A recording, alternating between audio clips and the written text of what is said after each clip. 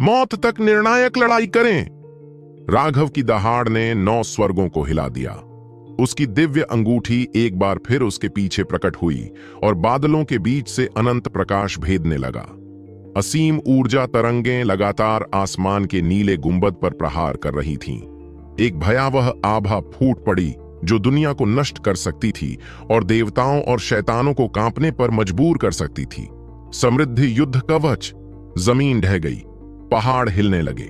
राघव की आंखों में एक सितारा उभर आया और अब वह एक शैतान देवता की तरह लग रहा था जो स्वर्ग और पृथ्वी को लगातार हिला रहा था। सीमा और बाहर निकलने के रास्ते की रखवाली कर रहे अन्य लोग सभी भयभीत थे। सैकड़ों मील दूर से भी, भले ही वे विशाल पहाड़ों से अलग थे, फिर भी उस भयानक दबाव ने उनके दिलों को कांपने पर मजबूर कर दिया। यदि अमोदिता को पूरी तरह से यकीन नहीं होता कि यह राघव की आभा थी, तो सीमा और आरोही ने इस पर विश्वास करने से इनकार कर दिया होता। हालांकि आरोही ने राघव को हमला करते देखा था, लेकिन ऐसा लग रहा था कि वह सिर्फ बच्चों को हरा रहा था और उसने अपनी पूरी ताकत का इस्तेमाल नहीं किया था। लेकिन अब वर्तमान राघव दुनिया की एक दिव्य शक्ति की तरह लग रहा था। उस तरह की आभा से दुनिया कांप उठी और सभी जीवित प्राणियों ने अपना सिर नीचे कर लिया। राघव और समर पहले ही 2 बार एक दूसरे से लड़ चुके थे और राघव समर की ताकत से अच्छी तरह वाकिफ था। अब उसे उसके खिलाफ कोई भी प्रहार करने की जरूरत नहीं थी। वह तुरंत अपनी पूरी ताकत से भड़क गया। समर जैसे भयानक प्रतिद्वंद्वी के लिए, जिसके पास बहुत समृद्ध युद्ध का अनुभव था, राघव के लिए अपने युद्ध के अनुभव के माध्यम से प्राप्त किसी भी मुश्किल चाल या अन्य चीजों को आजमाना बेकार होगा। जब वह राखी के खिलाफ लड़ा था, उसके विपरीत अगर वह समर से लड़ना चाहता था तो एकमात्र तरीका सच्ची शक्ति का उपयोग करना था। राघव ने दहाड़ लगाई। उसकी आवाज आसमान को हिला देने वाली वसंत की गड़गड़ाहट जैसी थी। उसने डेविल डिकैपिटेटर को हवा में उठाया और एक भयानक कृपाण ऊर्जा ने शून्य को चीर दिया और समर पर वार किया जो एक 10 मीटर दूर था। मार डालो तो मुझे देखने दो कि अब तुम मेरे कितने वार झेल सकते हो, क्योंकि तुम टेंडन ट्रांसफॉर्मेशन तक आगे बढ़ चुके हो। पाताल लोक का कब्जा। समर के पीछे एक विशाल भ्रामक प्रेत प्रकट हुआ। यह वही आकृति थी जो धर्मी और भ्रष्ट युद्ध में दिखाई दी थी। हालांकि इस बार वह भ्रामक प्रेत और भी बड़ा था और भी अधिक ठोस। यह बिल्कुल शैतान देवता जैसा लग रहा था जो एक भयानक आभा उत्सर्जित कर रहा था। जब समर उस प्रेत के साथ विलीन हो गया तो ऊर्जा की एक भयानक लहर आसमान में उठी। उसने सूंघते हुए अपना भाला राघव के हमलावर कृपाण पर मारा। धरती को हिला देने वाली टक्कर। यह 2 उल्काओं की टक्कर की तरह था। जमीन हिल गई और उनके सबसे नजदीकी चट्टान सीधे ढह गई। उस विशाल चट्टान का आधा हिस्सा जो मीलों ऊंचा था, जमीन पर गिर गया और अनगिनत पत्थर गिरे। हालांकि न तो राघव और न ही समर को इसकी परवाह थी। वे दोनों दहाड़ने लगे और पागलों की तरह एक दूसरे पर हमला करने लगे। हर बार जब उनके हथियार टकराते थे तो एक भयानक विस्फोट होता था। वे बड़े बड़े पत्थर जो अभी अभी गिरे थे अब चूर चूर हो गए थे। वे दोनों ही शीर्ष विशेषज्ञ थे और उनके पूर्ण बल के हमलों के कारण जमीन लगातार टूट रही थी और आसपास के पहाड़ गिरने लगे थे। यह दुनिया के अंत जैसा था। अंतिम टक्कर के साथ चट्टानों में से एक शक्तिशाली प्रभाव को सहन करने में असमर्थ रही और इसका अधिकांश हिस्सा ढह गया। इसके अलावा कई बड़े बड़े पत्थर उससे गिरकर उल्का पिंडों की तरह उन दोनों की ओर टूटने लगे। उन दोनों पर एक बहुत बड़ा पत्थर गिरा, लेकिन कुछ ही पलों में वह बड़ा पत्थर अचानक फट गया। अनगिनत पत्थर के टुकड़े उनके शरीर से उड़ गए। भाला और कृपाण अभी भी पागलों की तरह लड़ रहे थे। लगातार धमाके हो रहे थे। धूल हवा में उड़ रही थी जो अंततः बेसिन से निकलकर एक मोटे खंभे के रूप में आसमान में जा गिरी। हजारों मील दूर से भी लोग इसे देख सकते थे। जमीन लगातार हिल रही थी और अंतरिक्ष में गड़गड़ाहट हो रही थी। वे दोनों 2 घंटे तक लड़ते रहे, लेकिन उनकी आभा में जरा भी कमी नहीं आई। दरअसल समय के साथ उनकी आभा और भी मजबूत होती गई और ज्यादा शानदार होती गई। एक और जबरदस्त टक्कर के साथ दोनों दर्जनों मीटर पीछे जा गिरे। राघव का दिल तेजी से धड़क रहा था। समर बहुत भयानक था। अगर वह टेंडन ट्रांसफॉर्मेशन तक आगे नहीं बढ़ता और अपने आध्यात्मिक ऊर्जा के भंडार को दसियों गुना नहीं बढ़ाता तो वह बहुत पहले ही थक गया होता। लेकिन फिर भी उसे अभी भी लग रहा था कि उसकी आध्यात्मिक ऊर्जा खत्म होने लगी है। वह इस तरह से आगे नहीं बढ़ सकता था। वह सच में चौंक गया था, लेकिन समर उससे भी ज्यादा चौंक गया था। उसका नर्क का कब्जा प्राचीन काल की एक गुप्त तकनीक थी। इसने उसकी युद्ध क्षमता को चौंकाने वाले स्तर तक पहुंचा दिया, लेकिन यह उतना ही थका देने वाला भी था। 2 घंटे तक लगातार लड़ते रहने के बाद भी वह राघव को जरा भी नहीं दबा पाया। इससे उसे गहरा सदमा लगा। अब तक समर ने न जाने कितने विशेषज्ञों से युद्ध किया था, यहां तक कि हड्डी बनाने वाले बुजुर्ग भी अब उससे लड़ने में असमर्थ थे। लेकिन राघव सक्षम था। इसके अलावा उसका क्षेत्र उससे भी कम था। हालांकि इसे एक ही क्षेत्र माना जा सकता है, लेकिन वह टेंडन परिवर्तन के शिखर पर था, जबकि राघव टेंडन परिवर्तन के शुरुआती क्षेत्र में था। उनके बीच का अंतर अभी भी बहुत बड़ा था। इससे समर को पहली बार हार का एहसास हुआ। साथ ही उसकी हत्या की मंशा और भी गहरी हो गई। वह निश्चित रूप से राघव को जिंदा नहीं छोड़ सकता था। उसका भाला हिल गया और एक अजीब सी ऊर्जा बाहर निकली। एक निराकार आभा ने स्वर्ग और पृथ्वी को हिला दिया और स्वर्ग और पृथ्वी की ऊर्जा उसके चारों ओर इकट्ठा होने लगी। तुम अंततः अपनी ज़्यानटियन शक्ति को सक्रिय कर रहे हो। समर, तुम वास्तव में भ्रष्ट हो गए हो, राघव ने व्यंग्य किया। बकवास! यह ज़्यानटियन शक्ति मेरी शक्ति का एक हिस्सा है। यह भ्रष्ट नहीं है। यह आपकी अपनी शक्ति का हिस्सा है या नहीं, यह आप ही जानते हैं। क्या आपको वाकई खुद को धोखा देने की कोशिश करनी चाहिए? राघव ने अपनी तैयारी शुरू कर दी। उसकी सारी ऊर्जा घूम रही थी। समर की अभिव्यक्ति ठंडी हो गई। राघव उसका अपमान कर रहा था। यह ज़्यानटियन शक्ति मूल रूप से उसकी नहीं थी, बल्कि उसके संप्रदाय ने उसे प्रदान की थी। उसके लिए उसके संप्रदाय ने एक ज़्यानटियन विशेषज्ञ की बलि दी थी। उस विशेषज्ञ के ज़्यानटियन सार रक्त को उसके शरीर में सील कर दिया था। उसे इसे परिष्कृत करना था, और जैसे जैसे वह मजबूत होता गया, यह एक शक्तिशाली सहायता बन गई। इसे वास्तव में उसकी शक्ति नहीं माना जा सकता। हालांकि समर ने फिर भी व्यंग्य किया, संसाधन भी एक तरह की शक्ति है, इसलिए इतनी बकवास करना बंद करो। आज मैं निश्चित रूप से तुम्हारी जान ले लूंगा। उसका भाला आगे बढ़ा। सैकड़ों मील दूर से अनंत ऊर्जा समर की ओर बढ़ने लगी। एक भयानक आभा ने राघव को अपनी जगह पर जकड़ लिया। यह पहली बार नहीं था जब उसे प्राकृतिक ऊर्जा को नियंत्रित करने की ज़्यानटियन शक्ति का सामना करना पड़ा। हालांकि इस बार समर का प्राकृतिक ऊर्जा पर नियंत्रण स्पष्ट रूप से बहुत अधिक परिष्कृत था। इसका मतलब था कि उसके ज़्यानटियन सार रक्त का एक और हिस्सा परिष्कृत हो चुका था। प्राकृतिक ऊर्जा पर उसका नियंत्रण समय के साथ और भी बढ़ता जा रहा था। एक गहरी सांस लेते हुए राघव ने अपने समृद्ध स्टार को अधिकतम तक प्रसारित किया और डेविल डिकैपिटेटर में प्रवेश करने से पहले ऊर्जा 9 एक्यूपंक्चर बिंदुओं से होकर गुजरी। डेविल डिकैपिटेटर के साथ अनगिनत रेखाएं चमक उठीं। हालांकि ब्लेड का एक बड़ा हिस्सा खांचों से ढका हुआ था, फिर भी इसने इसकी भयंकर आभा को प्रभावित नहीं किया। जैसे जैसे राघव ने आध्यात्मिक ऊर्जा को और अधिक डाला, ऐसा लगा जैसे एक धारा एक तेज गति से बहते हुए महासागर में बदल गई हो। उसके 9 एक्यूपंक्चर बिंदु अपने चरम पर पहुंच गए। यह पहली बार था जब राघव टेंडन ट्रांसफॉर्मेशन में आगे बढ़ने के बाद स्प्लिट द हेवंस का उपयोग कर रहा था। भयानक कृपाण ऊर्जा शैतान डिकैपिटेटर के चारों ओर घूम रहा था, एक चमकदार रोशनी उत्सर्जित कर रहा था। मर जाओ! ठीक इसी समय समर ने अपनी सारी प्राकृतिक ऊर्जा को संघनित कर दिया और चिल्लाया। उसका भाला अंतरिक्ष में घुस गया और राघव पर वार करने लगा। राघव ने भी ऊर्जा का भंडारण समाप्त कर लिया था। डेविल डिकैपिटेटर हवा में लगातार गड़गड़ाहट कर रहा था। वह युद्ध के लिए प्यासा एक उन्मत्त जादुई जानवर की तरह लग रहा था। आकाश को विभाजित करो! भाले की नोक कृपाण की रोशनी से टकराई। दर्जनों मील तक जमीन जोर से कांप उठी।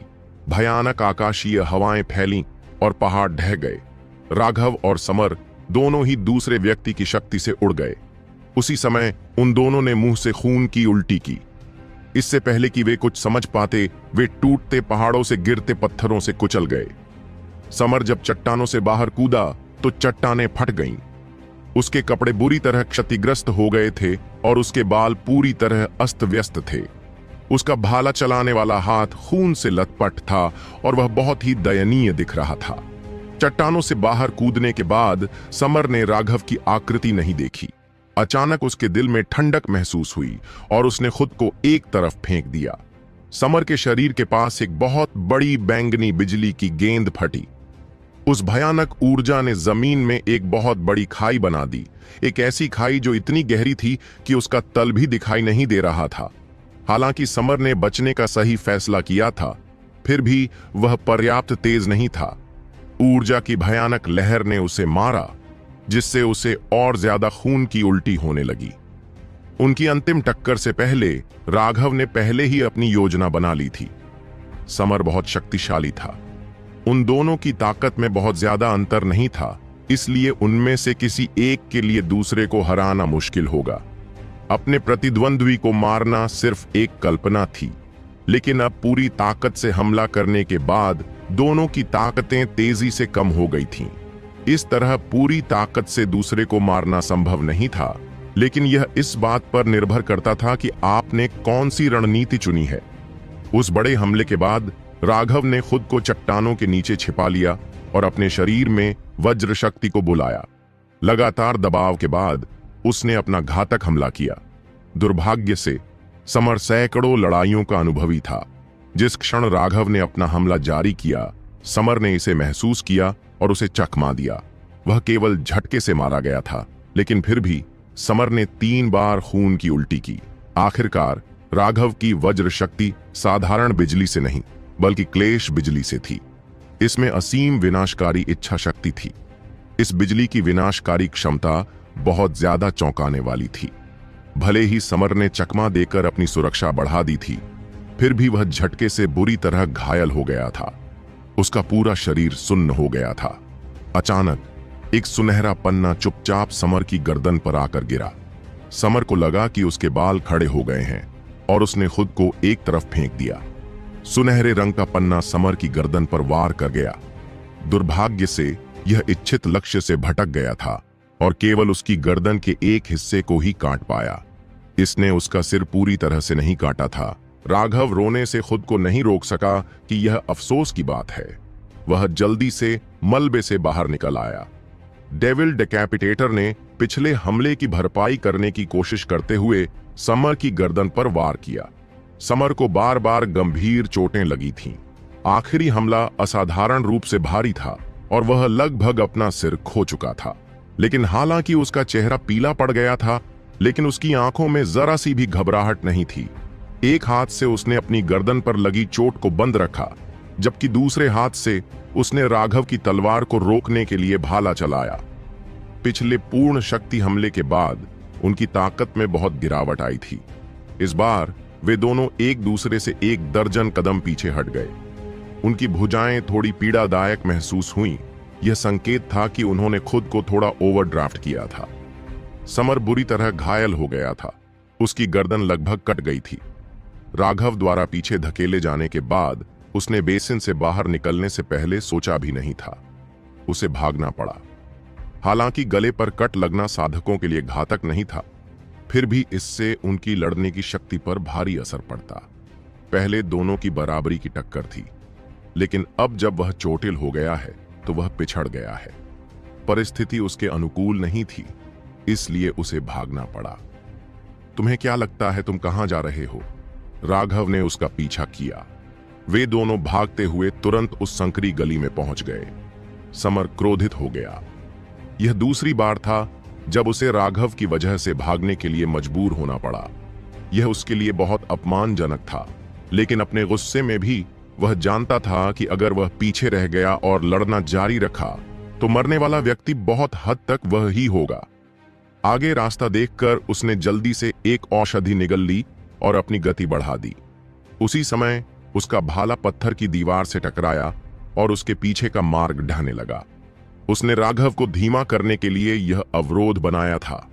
राघव के पास आगे बढ़ने से पहले इन चट्टानों को नष्ट करने के लिए डेविल डेकैपिटेटर का उपयोग करने के अलावा कोई विकल्प नहीं था। लेकिन यह देखकर कि समर बाहर निकलने वाला था, राघव ने ठंडे स्वर में मुस्कुराया। एक विशाल पवन ब्लेड ने सामने से समर पर वार किया। एक पवन ब्लेड चुपचाप प्रकट हुआ, जिससे समर डर के मारे उछल पड़ा। लेकिन वह पवन ब्लेड उस पर निशाना नहीं लगा रहा था। वह उसके सामने जमीन पर जा गिरा, जिससे हवा धूल से भर गई। समर का दिल कांप उठा। कोई घात लगाए बैठा था उसका। उसके पीछे राघव तेजी से आगे बढ़ रहा था। समर सिर्फ आगे से ही अपना रास्ता बना सकता था। सामने से घुसकर उसे कम से कम बचने का कुछ मौका तो मिल ही जाता। लेकिन अगर वह पीछे मुड़कर राघव का सामना करने का फैसला करता तो उसकी एकमात्र संभावित नियति मौत होती। वह तेजी से आगे बढ़ा। उसने पहचाना कि यह हमला वही था जो राघव के जादुई जानवर ने पहले भी किया था। हालांकि उस जादुई जानवर की आक्रमण शक्ति भयानक थी, लेकिन अगर वह तैयार था तो वह उसे डरा नहीं सकता था। उसने अभी कुछ कदम ही उठाए थे कि धधकती हुई ज्वाला ने उसे निगल लिया और एक भयानक गर्मी ने तुरंत जमीन को झुलसा दिया। इस पूरे समय सीमा, अमोदिता और आरोही बाहर निकलने के रास्ते की रखवाली कर रहे थे। राघव की चीख से उन्होंने देखा कि समर वास्तव में राघव से हार गया था और भागने लगा था। उन्होंने तुरंत योजना के अनुसार काम किया और लिटिल स्नो ने हमला कर दिया। हालांकि राघव नहीं चाहता था कि लिटिल स्नो का हमला सीधे समर पर पड़े, बल्कि उसकी दृष्टि की रेखा को अवरुद्ध करे। लिटिल स्नो के हमले ने हवा को धूल से भर दिया था। उसके पीछे आरोही के हाल ही में प्राप्त स्कारलेट ब्लेज लायन ने असली हमला किया, जिससे आग की एक गेंद निकली जिसने अचानक कहीं से समर पर हमला कर दिया। स्कारलेट ब्लेज लायन की ज्वाला अविश्वसनीय रूप से शक्तिशाली थी। एक साधारण चोजन वन व्यक्ति इसे रोक नहीं सकता था। सबसे भयावह बात यह थी कि इसके हमले का क्षेत्र बहुत बड़ा था, इसलिए इसे चकमा देना लगभग असंभव था। अंतहीन डूबती लकड़ी। अचानक एक स्पष्ट चीख सुनाई दी। समर अपने पैरों के नीचे की जमीन को डूबता देख भयभीत हो गया और वह तेजी से डूब रहा था। उसने जल्दी से अपने शरीर की रक्षा के लिए अपनी ऊर्जा का इस्तेमाल किया और वह इस जाल से बाहर कूद गया। लेकिन वह अभी बाहर ही उड़ा था कि अनगिनत लकड़ी के खूंटों ने उसे कसकर बांध दिया। समर का दिल ठंडा हो गया। उसने संघर्ष किया, लेकिन उसने पाया कि ये सुनहरे लकड़ी के खंभे स्टील से भी ज्यादा सख्त थे और वह उन्हें इस तरह से नहीं तोड़ सकता था। ब्रेक! समर ने गुस्से से दहाड़ लगाई और उसने एक बार फिर अपनी जियानेटियन शक्ति को सक्रिय किया। अपने हमले का समर्थन करने वाली प्राकृतिक ऊर्जा के साथ ये लकड़ी के खंभे तुरंत बिखर गए। लकड़ी के बंधनों से बचकर समर भागने ही वाला था कि उसने और भी लकड़ी के खंभे देखे। वे सभी लकड़ी के खंभे उसकी ओर बढ़े। भाड़ में जाओ! समर ने अपना भाला लहराया और उसने अपनी जियानेटियन शक्ति को फिर से सक्रिय कर दिया। वे लकड़ी के खंभे टूट गए थे। प्राकृतिक ऊर्जा के सामने अन्य सभी हमले बहुत कमजोर दिखाई दिए। सैकड़ों लकड़ी के खंभों को नष्ट करने के बाद समर को एहसास हुआ कि 2 लकड़ी के खंभे चुपके से उसके पैरों के चारों ओर लिपट गए थे। जब तक वह उन्हें नष्ट करने के लिए एक और हमला करता, तब तक राघव पहले ही उसके पास पहुंच चुका था। समर पूरी तरह से क्रोधित और हैरान था। वह यह भी नहीं देख पाया था कि उस पर हमला कौन कर रहा था। उसने जल्दी से एक कीमती टेलीपोर्टेशन तावीज निकाला। इस बिंदु पर उसके पास इसका उपयोग करने के अलावा कोई विकल्प नहीं था। आत्मा अवशोषण कला।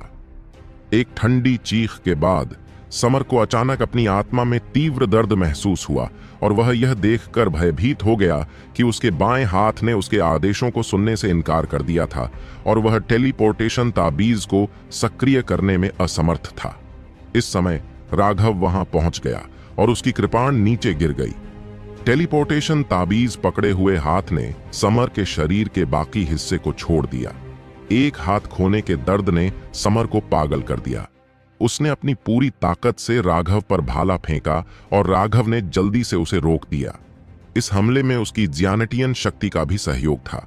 उसने राघव को उड़ा दिया था, साथ ही उसके पैरों में बंधी लकड़ी की छड़ें भी तोड़ दी थीं। कमीने! तुम सब मर सकते हो। समर ने गुस्से से दहाड़ लगाई। उसके भाले से सैकड़ों मीटर लंबी भाले की छवि निकली जो सीमा और अन्य लोगों पर टूट पड़ी। एक ही समय में दो चीखें सुनाई दीं और एक हवा का ब्लेड और एक ज्वाला का गोला उस भाले की छवि से टकराया। लेकिन भाले की छवि उन हमलों को तोड़ने और उन पर हमला जारी रखने से पहले केवल थोड़ा सा हिली। हालांकि समर सीमा और अन्य लोगों को देखने में असमर्थ था, लेकिन वह अपनी तीक्ष्ण अंतर्ज्ञान का उपयोग करके उनके स्थान को भांप सकता था। इस प्रकार उसने पूरी ताकत से हमला किया। तूफान का वार। सीमा और बाकी लोग अभी रोकने ही वाले थे कि एक कृपाण छवि समर की भाला छवि से टकरा गई। दोनों छवियां फट गईं। एक भयानक आकाशीय हवा चली और तीनों महिलाएं पीछे की ओर उड़ गईं। यहां तक कि लिटिल स्नो और स्कारलेट ब्लेज लायन भी बुरी तरह से पीछे की ओर लुढ़क गए। जब तीनों महिलाओं ने अपनी स्थिति स्थिर की तो वे भयभीत होने से खुद को नहीं रोक सकीं। यह समर इतना भयानक कैसे हो सकता है? जब उसने पहली बार यह लड़ाई शुरू की थी तब की तुलना में उसका आभा मंडल स्पष्ट रूप से बहुत कमजोर था, लेकिन उसके हमले अभी भी बहुत भयानक थे। यदि राघव ने अंत में इसे अवरुद्ध नहीं किया होता तो अमोदिता की लकड़ी की ढाल निश्चित रूप से इसे अवरुद्ध करने में असमर्थ होती। समर की भाला छवि को चकनाचूर करने के बाद राघव भी उस बिंदु पर पहुंच गया जहां वह सांस के लिए हाँफ रहा था, और उसने स्पष्ट रूप से अपनी ताकत का अत्यधिक उपयोग कर लिया था। लेकिन वह यह भी जानता था कि यह निर्णायक क्षण था। उसने एक गहरी सांस ली और एक बार फिर किसी पागल चीते की तरह समर पर हमला किया। एक हाथ खोने के बाद समर को राघव के हमलों को रोकने के लिए हर संभव कोशिश करनी पड़ी। हालांकि उसे बार बार पीछे हटने पर मजबूर होना पड़ा। जैसे ही वह पीछे गिरा, जमीन लगातार टूट रही थी। हालांकि वे दोनों पहले ही थक चुके थे, फिर भी उनका हर हमला अविश्वसनीय रूप से शक्तिशाली था। चलो राघव की मदद करते हैं, सीमा ने कहा। राघव को अपनी जान जोखिम में डालकर लड़ते देख वह मदद के लिए बाहर निकलने ही वाली थी। मत करो बहन, अगर तुम बाहर जाओगी तो यह राघव को पागल कर देगा। अमोदिता ने सीमा को रोक लिया। न तो सीमा और न ही आरोही को समझ में आया, इसलिए अमोदिता ने कहा, राघव बहुत जिद्दी है। वह नहीं चाहेगा कि कोई उसकी योजना बदले। क्या तुम भूल गई हो? उसने पहले ही कहा है कि हम केवल एक बार समर को रोकने के लिए जिम्मेदार हैं। उसके बाद हमें खुद को लड़ाई से दूर रखना होगा। परिणाम चाहे जो भी हो, हमें हस्तक्षेप नहीं करना है। शुरुआत में ही राघव ने समर की ताकत का अंदाजा लगा लिया था। समर को मारना स्वर्ग में चढ़ने जितना ही मुश्किल होगा। यह शक्ति का एक कड़वा संघर्ष होगा जो तकनीक या कौशल पर निर्भर नहीं करता। लेकिन अगर वह समर को नुकसान में डाल भी दे तो भी उसे मारना उसके लिए बहुत मुश्किल होगा। यह बात तब भी सच थी जब वह समर को निराशा के कगार पर ला सकता था। समर कितना शक्तिशाली था, यह अज्ञात था कि वह अपनी मृत्यु में कितने लोगों को अपने साथ ले जा सकेगा। राघव के अलावा यहां कोई भी समर के अंतिम घातक प्रहार को रोक नहीं पाएगा। यही कारण था कि जब राघव ने योजना बनाई थी तो उसने उन्हें सख्त चेतावनी दी थी कि वे उसे धीमा करने के लिए केवल एक ब्लॉक के प्रभारी थे। चाहे परिणाम कुछ भी हो, उन्हें तब दूर छिपना था और हस्तक्षेप नहीं करना था। यह आदमी बहुत ज्यादा दबंग है, सीमा ने आह भरी, लेकिन उसकी आंखों में जरा सी भी निंदा नहीं थी। तीनों जानते थे कि वे सभी आत्मा साधक थे जो नजदीकी लड़ाई के लिए उपयुक्त नहीं थे। यह बात अमोदिता के लिए भी सच थी, जिसने अपनी आत्मा की ऊर्जा का इस्तेमाल अपने लकड़ी के खूंटे को नियंत्रित करने के लिए किया था। राघव केवल उनकी सुरक्षा के लिए ऐसा कर रहा था। देखो, समर ने फिर से दौड़ना शुरू कर दिया है।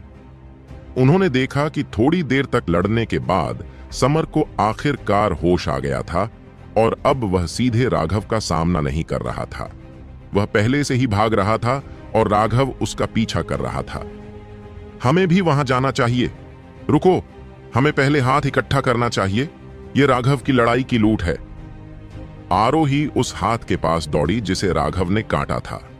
उस हाथ में अभी भी एक कीमती टेलीपोर्टेशन तावीज था। वह एक जीवन रक्षक खजाना था और वे निश्चित रूप से इसे बर्बाद नहीं कर सकते थे। यह जानना जरूरी था कि चुने गए लोगों में से ज्यादातर के पास ऐसे टेलीपोर्टेशन तावीज रखने की योग्यता नहीं थी। इस तरह की चीजें बहुत कीमती थीं और सिर्फ बेहतरीन विशेषज्ञों को ही ऐसा उपचार दिया जाता था। उस हाथ को हटाने के बाद सीमा और अमोदिता छोटी स्नो पर कूद गए, जबकि आरोही अपने स्कारलेट ब्लेज लाइन पर कूद गई। समर और राघव अविश्वसनीय रूप से तेज थे। राघव नेदरवर्ल्ड घोस्ट स्टेप्स का इस्तेमाल कर रहा था, लेकिन वह उन दोनों के बीच की दूरी को कम करने में असमर्थ था। राघव जानता था कि यह मौका मिलना बहुत मुश्किल था। अगर वह इस मौके से चूक गया तो यह मौका फिर कभी नहीं आएगा। इसके अलावा समर पहले ही टेंडन परिवर्तन के शिखर पर पहुंच चुका था। एक बार जब वह अगली बाधा को पार कर गया और बोन फोर्जिंग में था, तो इतनी बुरी तरह से भागने वाला व्यक्ति निश्चित रूप से राघव होगा। एक व्यक्ति भाग रहा था और दूसरा व्यक्ति पीछा कर रहा था। वे दोनों घने जंगल में घुस गए। उनके सामने रेगिस्तानी इलाका दिखाई दिया और उनकी गति से आसमान रेत से भर गया, धूल के ड्रैगन की तरह लग रहा था। वे एक पल में दर्जनों मील की यात्रा कर गए। यह अंधेरे के जंगल का मुख्य क्षेत्र था और यहाँ का इलाका बेहद जटिल था और साथ ही अनगिनत जादुई जानवर भी थे। यहाँ पहुंचने वाले सभी खोजकर्ता बेहद सावधानी से यात्रा करते थे, लेकिन फिर जब उन्होंने इन दोनों आकृतियों को अपनी पूरी ताकत से तेजी से आगे बढ़ते हुए देखा, बिजली की तरह उनके आगे से गुजरते हुए, तो वे सभी अचंभित रह गए। क्या अंधेरे के जंगल के मुख्य क्षेत्र में इस तरह पागलों की तरह भागना मौत को आमंत्रित करना नहीं था? कितनी भयानक गति है! कौन इतना बेशर्म होगा कि बेतहाशा यहां भागेगा? अरे, यह एक नहीं बल्कि दो लोग हैं। कुछ तेज तर्रार लोगों ने देखा कि धूल से भरे आसमान के भीतर एक आकृति थी जो लगातार दूसरे का पीछा कर रही थी, लेकिन धूल में छिपे होने के कारण उसे नोटिस करना मुश्किल था। हे भगवान, अगर मैंने गलत नहीं देखा है तो क्या आगे चल रहा व्यक्ति भ्रष्ट मार्ग का नंबर एक विशेषज्ञ समर नहीं है? समर का नाम कुछ ऐसा था जिसे धार्मिक और भ्रष्ट दोनों ही तरह के मार्गों पर चलने वाले लगभग सभी लोग जानते थे। हालांकि समर को पहले बहुत कम लोगों ने देखा था, लेकिन उनका नाम उनके लिए अजनबी नहीं था। गुप्त क्षेत्र में प्रवेश करने से पहले सभी विभिन्न बड़े संप्रदायों ने शीर्ष चुने हुए लोगों के बारे में जानकारी तैयार कर ली थी, ताकि उनके शिष्यों को पता चल जाए कि वे किसे बिल्कुल भी भड़का नहीं सकते। इसलिए जब उन्होंने उस व्यक्ति को आगे की ओर भागते देखा तो वे सभी अविश्वास से भर गए। भ्रष्ट मार्ग के शीर्ष विशेषज्ञ का वास्तव में कोई और पीछा कर रहा था। हे भगवान, समर घायल हो गया है। उसने अपना एक हाथ खो दिया है। किसी ने चौंक कर चीख मारी। इस खोज ने उन्हें अतुलनीय रूप से स्तब्ध कर दिया। तो क्या उसका पीछा करने वाला व्यक्ति सक्षम है? कुछ लोगों ने बड़बड़ाया। ऐसा लग रहा था कि सक्षम के अलावा ऐसा करने में कोई और सक्षम नहीं था। समर, चुपचाप खड़े रहो। अगर तुमने इस बार मेरे लिए एक और पैर छोड़ा तो मैं कसम खाता हूं कि मैं तुम्हें नहीं मारूंगा। समर का पीछा करते हुए राघव लगातार उसके चेहरे पर धूल उड़ा रहा था, जिससे वह क्रोधित हो रहा था। वह किसी भी तरह से उसे पकड़ने में असमर्थ था, इसलिए उसने अब जोर से चिल्लाकर उसे ताना मारा। हालांकि राघव को इसके लिए मुंह में धूल भरनी पड़ी, लेकिन दूर बैठे दर्शकों की हालत उससे भी ज्यादा खराब थी। बहुत बड़ा हंगामा हुआ। वे सब उस आवाज को पहचान गए थे। यह राघव है। सबके होश उड़ गए। उनमें से ज्यादातर ने पहले ही राखी के साथ राघव की लड़ाई का वीडियो देखा था, इसलिए उन्होंने तुरंत राघव की आवाज पहचान ली। राघव किस तरह का राक्षस है? राखी को हराने के बाद वह भ्रष्ट मार्ग के नंबर 1 विशेषज्ञ का पीछा करने चला गया। क्या वह स्वर्ग की अवहेलना करने की कोशिश कर रहा है? दूर खड़े दर्शकों को लगा कि वे पागल हो जाएंगे। उनके आसपास की दुनिया पागल हो गई थी। समर के चेहरे पर उदासी छा गई थी और वह बेइंतहा अपमान महसूस कर रहा था, लेकिन गुस्से के कारण उसने पीछे मुड़कर नहीं देखा। राघव से लड़ने के लिए अपनी जान जोखिम में डालने के बजाय वह भागता रहा। समर को अनदेखा करते हुए और अभी भी भागते हुए देखकर राघव ने उसे कई बार ताना मारने की सोची ताकि वह उसे उकसा सके, लेकिन राघव भी अपनी सीमा तक पहुंच चुका था। हर बार जब वह अपना मुंह खोलता तो उसकी बची हुई थोड़ी सी ऊर्जा खत्म हो जाती। इसलिए उसने अपना मुंह बंद रखा और पीछा करना जारी रखा। वे दोनों बहुत तेज थे और कुछ ही समय में रेगिस्तान से गुजर गए। जंगल उनके सामने फिर से दिखाई दिया। अचानक जब राघव जंगल में दाखिल हुआ तो कई आकृतियां उड़कर उसके ऊपर आ गईं और उस पर हमला कर दिया। कुल 4 लोग प्रकट हुए थे और आश्चर्यजनक रूप से वे सभी चुने हुए स्तर पर पहुंच गए थे। उनकी 4 संयुक्त शक्तियों ने शून्य को कांपने के लिए मजबूर कर दिया। भाड़ में जाओ! राघव ने उनके हथियारों पर डेविल डेकैपिटेटर फेंका, जिससे वे तुरंत बिखर गए। जब वे वापस भागे तो खून के छींटे पड़े। राघव ने अपनी आंखों के कोने से देखा और पाया कि जिन 4 लोगों ने उसे रोका था वे सभी भ्रष्ट मार्ग के विशेषज्ञ थे। उसके पास उनसे अपना कर्ज चुकाने का समय नहीं था और वह समर का पीछा करता रहा। बहुत भयानक। 4 चुने हुए लोग एक भी वार झेलने में असमर्थ थे। दूर बैठे सभी दर्शक अचंभित थे। वे चारों लोग अभी जमीन से रेंगते हुए ही उठे थे कि 2 क्रोधित दहाड़ें गूंज उठीं और एक पवन ब्लेड और एक ज्वाला गोले ने उन चारों पर हमला कर दिया। हवा के ब्लेड और ज्वाला का गोला उनके बीच में फट गया। घूमती हवा के ब्लेड और धधकती लपटों के कारण वे चारों चुने हुए लोग प्रतिक्रिया करने का मौका मिलने से पहले ही तुरंत मारे गए। सीमा और बाकी सभी चौंक गए। उन्होंने कभी नहीं सोचा था कि लिटिल स्नो और स्कारलेट ब्लेज लायन सहयोग करने के लिए इतने उपयुक्त थे।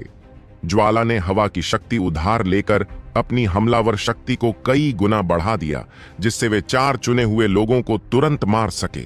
एक ही झटके में 4 चुने हुए लोगों को मार डालने के बाद आरोही ने वास्तव में गोली चलाई और अपनी शक्तिशाली आध्यात्मिक शक्ति का उपयोग करके 3 स्थानिक वलयों को ढूंढ निकाला। एक ऐसा भी था जो शायद नष्ट हो गया था या दूर से गोली मार दी गई थी।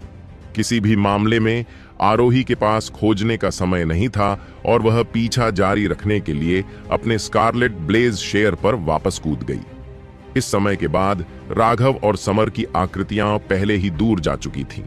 हालांकि लिटिल स्नो इतने लंबे समय से राघव के साथ था कि वह अपनी समझदार इंद्रियों से आसानी से उनका पीछा कर पा रहा था। वे पूरे 6 घंटे तक पागलों की तरह इधर उधर भागते रहे। आखिरकार राघव उनके सामने आया। वह इस समय उदास होकर एक चट्टान के ऊपर बैठा हुआ था और सांस लेने के लिए हाँफ रहा था। राघव के आसपास की जमीन पूरी तरह से अस्त व्यस्त थी। कुछ ही दूरी पर 2 भ्रष्ट शिष्यों की लाशें पड़ी थीं। वे 2 शक्तिशाली चुने हुए लोग थे। वे तीनों बड़ी चिंता में जल्दी से दौड़े और पूछा, क्या हुआ? राघव ने अपना सिर कड़वाहट से हिलाया। मैंने उसकी पूंछ खो दी। जो कुछ हुआ था उसके बारे में सोचकर ही वह क्रोधित हो गया। योजना शुरू में तो बहुत अच्छी चल रही थी, लेकिन अंत में सारी मेहनत बेकार चली गई। अंत में जो 2 चुने हुए लोग दिखाई दिए थे वे अविश्वसनीय रूप से शक्तिशाली थे और उन्होंने राघव को बहुत लंबे समय तक रोके रखा था। इसके अलावा राघव पहले ही थक चुका था। इन दोनों को मारने के बाद उसके पास समर का पीछा करने के लिए और ऊर्जा नहीं बची थी। जब समर ने उसका पीछा किया था तो कौन जानता था कि कितने दर्शक किनारे से खड़े होकर उसे देख रहे थे। उनमें से किसी ने भी उसकी मदद नहीं की थी और न केवल उन्होंने उसकी मदद नहीं की बल्कि उन्होंने उसकी अत्यधिक चोट का फायदा उठाकर उसे मारने की कोशिश भी की। अगर वह रहस्यमयी महिला न होती तो वह पहले ही मर चुका होता। लेकिन किसी तरह समर ने मदद के लिए इतने सारे लोगों को आकर्षित किया था। उन लोगों को स्पष्ट रूप से पता था कि वे मर जाएंगे, लेकिन फिर भी उन्होंने इसके बावजूद बाहर आकर लड़ने की हिम्मत की। कभी कभी राघव हैरान हो जाता था, आखिर कौन सा मार्ग सच्चा धार्मिक मार्ग था। राघव के उदास चेहरे को देखकर तीनों महिलाओं को समझ नहीं आया कि क्या कहें। उन्हें हंसने और रोने की इच्छा हुई। समर कौन था? वह भ्रष्ट मार्ग का सबसे बड़ा चोजन वन व्यक्ति था। 1000 साल में एक बार आने वाला प्रतिभाशाली व्यक्ति। उसे मारना इतना आसान कैसे हो सकता था? यह तथ्य कि राघव उसे भागने में सक्षम था पहले से ही सभी को चौंकाने के लिए पर्याप्त था। वे इस बात से हैरान नहीं थे कि समर बच निकलने में सफल हो गया। समर का नाम बहुत ही शानदार और शानदार था। उन्होंने कभी नहीं सोचा था कि ऐसी शख्सियत मर जाएगी। यह वास्तव में अफसोस की बात है। अगर आप हमें भी लड़ने के लिए सहमत हो जाते तो हम वास्तव में उसे मार सकते थे, आरोही ने थोड़े अफसोस के साथ कहा। सीमा और अमोदिता ने हल्के से सिर हिलाया। अगर वे तीनों उस समय लड़े होते तो शायद उनके पास समर को मारने का 80% से ज्यादा मौका होता। राघव ने अपना सिर हिलाया। तुम समर को बहुत कम आंक रहे हो। तथ्य यह है कि वह अभी भी इतने समय तक भागता रहा। इसका मतलब है कि उसके पास अभी भी कम से कम थोड़ी ऊर्जा बची हुई थी। हालांकि वह थोड़ी सी ऊर्जा बहुत ज्यादा नहीं है, लेकिन निश्चित रूप से उसके पास दूसरों को अपने साथ नीचे लाने का भरोसा था। यही कारण था कि मैं नहीं चाहता था कि तुम लड़ाई में भाग लो। समर एक अनुभवी योद्धा है और वह मौत से नहीं डरता। अगर उसे वाकई पता चल गया कि उसके बचने की कोई संभावना नहीं है तो वह अपने प्रतिशोध में पागल हो जाएगा। ये पूरी स्थिति कुछ ऐसी थी जिसका मैंने अनुमान लगाया था, और उसकी अंतिम मृत्यु से बचने के लिए मैं अंत में धीरज के मामले में उसके साथ प्रतिस्पर्धा करने की उम्मीद कर रहा था। इधर राघव ने आह भरी। दुर्भाग्य से मैंने यह नहीं सोचा था कि भ्रष्ट मार्ग कितना एकजुट है। समर की सहायता करने आए लोगों ने मेरी योजनाओं को बर्बाद कर दिया। सीमा, अमोदिता और आरोही को गहरा सदमा लगा। समर कितना भयानक था यह पहले से ही देखने के बावजूद ऐसा लग रहा था कि उन्होंने अभी भी उसे कम आंका था। अगर राघव के शब्द किसी और के मुंह से कहे गए होते तो शायद उन्हें इस पर शक होता, लेकिन ये शब्द राघव की ओर से आए थे। शायद केवल राघव के पास ही समर का सही मूल्यांकन करने की योग्यता थी। यहां तक कि सक्षम के पास भी वह योग्यता नहीं थी। ऐसा इसलिए था क्योंकि इस दुनिया में केवल राघव ने ही समर के साथ 3 बार मुकाबला किया था। हालांकि राघव ने अपने कुछ विचार नहीं बताए, लेकिन उन तीनों को पता था कि राघव समर को मारने का यह मौका छोड़ देगा ताकि यह सुनिश्चित हो सके कि उनके साथ कुछ अप्रत्याशित न हो। समर जैसे शीर्ष विशेषज्ञ के पास कर्म भाग्य का साथ है तो उसे मारना इतना आसान कैसे हो सकता है? यह तथ्य कि आप उसे पहले ही इस बिंदु तक मजबूर कर सकते हैं, पहले से ही आश्चर्यजनक है। धर्मी या भ्रष्ट मार्ग में और कौन समर को इस बिंदु तक मजबूर कर सकता है? सीमा ने राघव को सांत्वना देने से खुद को रोक नहीं पाई जब उसने देखा कि वह कितना निराश लग रहा था। यहां ये तुम्हारी लड़ाई की लूट है जिसे इकट्ठा करने में मैंने तुम्हारी मदद की। आरोही ने समर की बांह सौंप दी। उस हाथ को देखते हुए राघव कड़वी मुस्कान के साथ मुस्कुराने से खुद को रोक नहीं पाया। पिछली बार मैंने उसका पैर काट दिया था और इस बार मैंने उसका हाथ काट दिया। क्या ऐसा हो सकता है कि उसके शरीर के अंगों के साथ सिर्फ मेरी ही किस्मत हो? आरोही ने हंसते हुए कहा, हे, यह आपकी महिमा का प्रतीक है। इसके अलावा इसके हाथ में एक अनमोल टेलीपोर्टेशन तावीज भी है। किसी महत्वपूर्ण क्षण में यह आपकी जान बचा सकता है। समर के हाथ में एक पीला आयताकार कागज था। उसके ऊपर घनी रेखाएं खींची गई थीं, जो एक प्राचीन उजाड़ आभा बिखेर रही थीं। यह एक टेलीपोर्टेशन ताबीज है।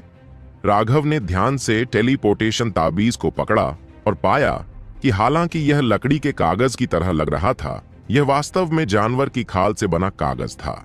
वह पृष्ठ पर रेखाओं से आती हुई जानवर के खून की गंध को सूंघ सकता था। इन रूनों को बनाने के लिए इस्तेमाल किया जाने वाला तरल भी विशेष था। तुम्हें इससे सावधान रहना चाहिए। अगर तुमने इसे कुचल दिया तो यह तुरंत हमेशा के लिए गायब हो जाएगा, आरोही ने चिढ़ाते हुए कहा। सीमा ने मुस्कुराते हुए कहा, यह उतना अतिशयोक्तिपूर्ण नहीं है जितना आरोही कहता है। यदि आप टेलीपोर्टेशन तावीज को कुचलना चाहते हैं तो आपको पहले इसके ऊपर के निशानों को सक्रिय करने के लिए अपनी आध्यात्मिक शक्ति का उपयोग करना होगा, अन्यथा आप इसे कुचलने में सक्षम नहीं होंगे। यही कारण है कि जब समर ने टेलीपोर्टेशन तावीज को कुचलने की कोशिश की तो मैं एक गुप्त कला का उपयोग करके अस्थायी रूप से उसकी आध्यात्मिक शक्ति को सील करने और उसके लिए इसे सक्रिय करना असंभव बनाने में सक्षम था। इससे पहले राघव ने पहले ही अनुमान लगा लिया था कि समर जैसे शीर्ष विशेषज्ञ के पास निश्चित रूप से टेलीपोर्टेशन तावीज जैसे जीवन रक्षक खजाने होंगे। सीमा ने कहा था कि उसके पास ऐसा करने की क्षमता है इसलिए वह अस्थायी रूप से टेलीपोर्टेशन ताबीज को सक्रिय करने में असमर्थ था। यही कारण है कि राघव समर को मारने का मन बना सका था, और यह इस बात का सबूत था कि राघव का अनुमान सही था। लेकिन समर जैसा दबंग व्यक्ति अपने लिए बहुत सारे टेलीपोर्टेशन तावीज तैयार नहीं करेगा, क्योंकि यह उसके घमंडी स्वभाव के अनुकूल नहीं था। विशेषज्ञों को विशेषज्ञ इसलिए कहा जाता है क्योंकि वे बाहरी चीजों की तुलना में अपनी ताकत पर ज्यादा भरोसा करते हैं। इसलिए सच्चे विशेषज्ञ आमतौर पर उन जीवन रक्षक उपायों पर भरोसा करने से कतराते हैं जो दूसरे उन्हें देने की कोशिश करते हैं। ऐसा इसलिए था क्योंकि ऐसा करने से उन्हें बाहरी ताकत पर निर्भर होने का एहसास हो सकता था, जिससे वे अपनी साहसी इच्छा शक्ति खो सकते थे। चुने हुए लोगों के लिए बहुत ज्यादा जीवन रक्षक खजाने हमेशा अच्छी बात नहीं थी। परिणाम स्वरूप समर के पास केवल एक ही टेलीपोर्टेशन तावीज था, इसीलिए राघव ने वास्तव में सही दांव लगाया था। अफसोस की बात है कि एक आदमी की योजनाएं भाग्य की योजनाओं को पीछे नहीं छोड़ सकती। अंत में वह जीत की दृष्टि से विफल हो गया। राघव, तुम यह टेलीपोर्टेशन ताबीज अपने पास रख सकते हो, यह तुम्हारी जान बचा सकता है, सीमा ने कहा। राघव ने समर को बहुत ही बुरे हालात में धकेल दिया था। पहले उसने उसका पैर काट दिया था और अब उसने उसका हाथ भी काट दिया है। राघव के लिए समर की नफरत अब तक उसकी हड्डियों में समा चुकी होगी। चूंकि समर भाग गया था, इसलिए एक बार जब वह बोन फोर्जिंग में घुस गया तो वह निश्चित रूप से राघव की तलाश में आएगा। इसलिए यह टेलीपोर्टेशन ताबीज राघव के लिए सबसे महत्वपूर्ण था। मुझे इसकी जरूरत नहीं है, आप में से कोई एक इसे रख सकता है, क्योंकि आपको इसकी जरूरत मुझसे ज्यादा है। राघव ने अपना सिर हिलाया और टेलीपोर्टेशन ताबीज सौंप दिया। राघव, इतना जिद्दी मत बनो। एक बार समर टूट गया तो वह निश्चित रूप से तुमसे बदला लेने आएगा, इसलिए तुम्हें ही टेलीपोर्टेशन ताबीज की सबसे ज्यादा जरूरत है, सीमा ने थोड़ा नाराज होते हुए सलाह दी। यह सही है राघव, तुम्हें यह टेलीपोर्टेशन ताबीज रखना होगा, अन्यथा हम तुमसे नाराज हो जाएंगे, अमोदिता ने कहा। वह भी उतना ही असंतुष्ट था। वे सब देख चुके थे कि समर कितना भयानक था। इतनी बेहतर स्थिति में होने के बावजूद वे उसे मार नहीं पाए थे। एक बार जब वह आगे बढ़ गया तो कौन जानता था कि उसकी ताकत किस स्तर तक बढ़ जाएगी। बस इसके बारे में सोचकर ही उन्हें सिहरन होने लगी। इससे कोई फर्क नहीं पड़ता कि वह टूटकर गिरता है या नहीं। अगर यह आज से पहले होता तो मुझे निश्चित रूप से भागकर उससे छिपना पड़ता। हे, लेकिन अब मुझे उससे डरने की जरूरत नहीं है, राघव ने हंसते हुए कहा। किलिन फल के साथ उसे कम से कम एलियोथ स्टार का भ्रूण रूप बनाने में सक्षम होना चाहिए। दोनों सितारों की शक्ति के साथ, जो 2 डेंटियन के बराबर थी, तब भले ही वह उसे हरा न सके, फिर भी उसे समर से डरने की जरूरत नहीं होगी। बहन आरोही, तुम तीनों में से तुम सबसे कमजोर हो, इसलिए तुम यह टेलीपोर्टेशन तावीज रख सकती हो। राघव ने टेलीपोर्टेशन तावीज आरोही के हाथों में थमा दिया। यह देखकर कि वे तीनों बहस जारी रखने वाले थे, राघव ने अपना हाथ हिलाया। मेरे पास अपने जीवन रक्षक उपाय हैं, इसलिए तुम्हें मना करने की जरूरत नहीं है, अन्यथा यह अजीब हो जाएगा।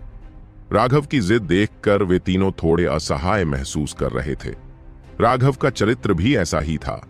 एक बार जब वह किसी बात पर फैसला कर लेता था तो बहुत कम लोग ही उससे अपना मन बदलने पर मजबूर कर सकते थे। बहन आरोही, आपको इसे ले लेना चाहिए, अमोदिता ने सलाह दी। आरोही ने अपना सिर हिलाया। भले ही राघव इसे न चाहे, मैं भी इसे नहीं चाहती। छोटी बहन, तुम इसे ले सकती हो, तुम्हें मुझसे ज्यादा इसकी जरूरत है। अमोदिता ने जल्दी से अपना सिर हिलाया, लेकिन आरोही ने टेलीपोर्टेशन तावीज उसके हाथ में थमा दिया। मैं एक बीस्ट टैमर हूं और इसलिए मैं नजदीकी इलाकों में नहीं लड़ती। इसके अलावा मैं अब सीमा के साथ रहूंगी। उसके मौजूद होने से ऐसे बहुत कम लोग हैं जो मुझे धमका सकते हैं।